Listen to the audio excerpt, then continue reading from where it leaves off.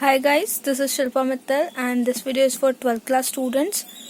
हमने कल अनशिल्डेड twisted pair cables के बारे में पढ़ा था। ये हमारा चैप्टर फर्स्ट है कंप्यूटर नेटवर्किंग, जिसमें हम ट्रांसमिशन मीडिया के बारे में पढ़ रहे हैं। ट्रांसमिशन मीडिया मतलब जो डेटा को एक प्लेस से दूसरी प्लेस पर ट्रांसफर करता है, जिसमें हमने 3 टाइप्स देखे थे: twisted pair cable, fibre optic cable और coaxial cable. Twisted pair cables की हमने कैरेक्टरिस्टिक्स पढ़ ली थी। उसके 2 टाइप्स थे, पहला अनशिल्डेड, दूसरा शिल्डेड। कल हम अनशिल्डेड ट्विस्टेड पेयर केबल के बारे में पढ़ चुके।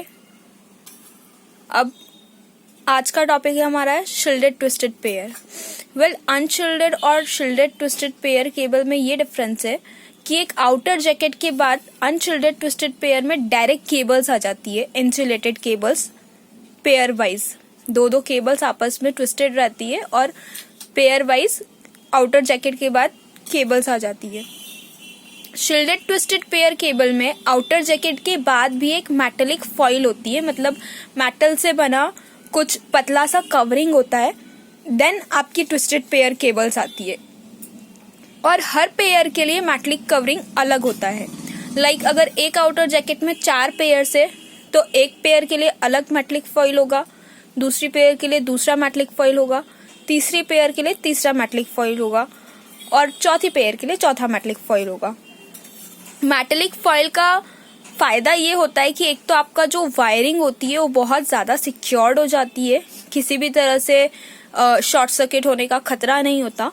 सेकेंड थिंग, ये जितना भी नॉइस पेनिट्रेशन होता है, तारों के आपस में घिसने से फ्रैक्शन के कारण किसी तरह की खराबी आ जाए, या जो साउंड प्रोड्यूस होता है वायर में इतना सारा डेटा एक साथ ट्रांसमिट करने पे जो कह सकते हैं हम, जो वाइब्रेशन होता है उस वाइब्रेशन को बहुत कम कर देती है।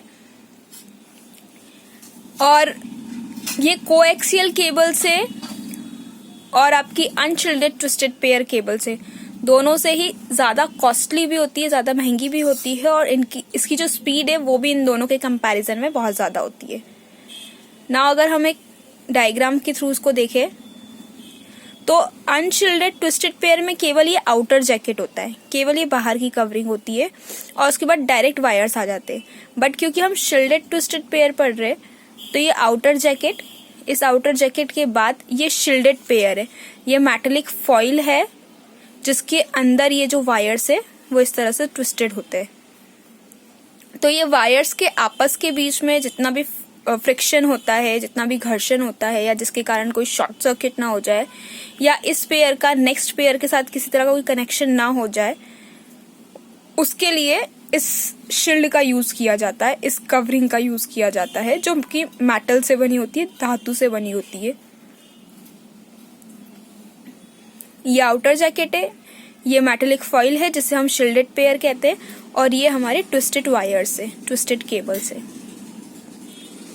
अगर हम इसके बेनिफिट्स देखें तो क्योंकि इसकी स्पीड ज्यादा है तो इसका परफॉर्मेंस भी बहुत अच्छा होता है, कम टाइम में ज्यादा से ज्यादा डेटा को ट्रांसमिट कर सकती है।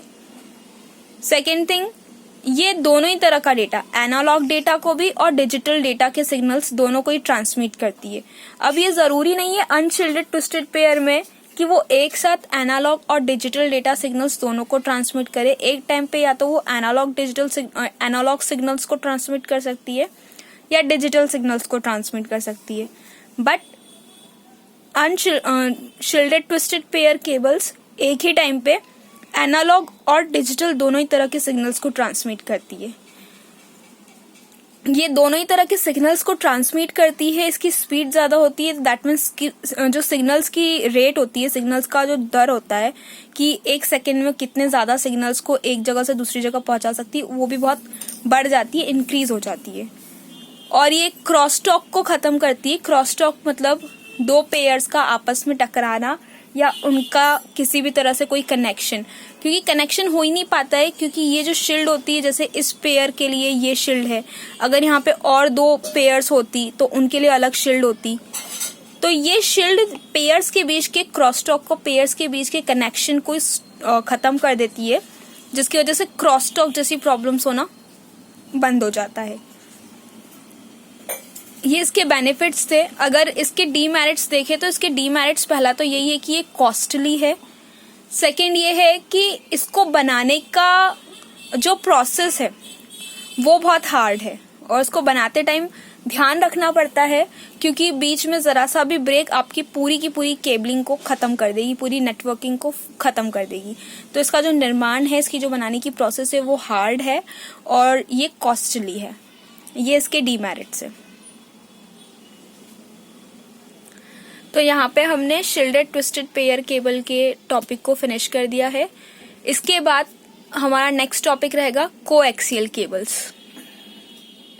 इसके रिगार्डिंग अगर आपको कोई भी प्रॉब्लम हो तो आप मुझसे कमेंट सेक्शन में कमेंट करके पूछ सकते हैं। Thank you.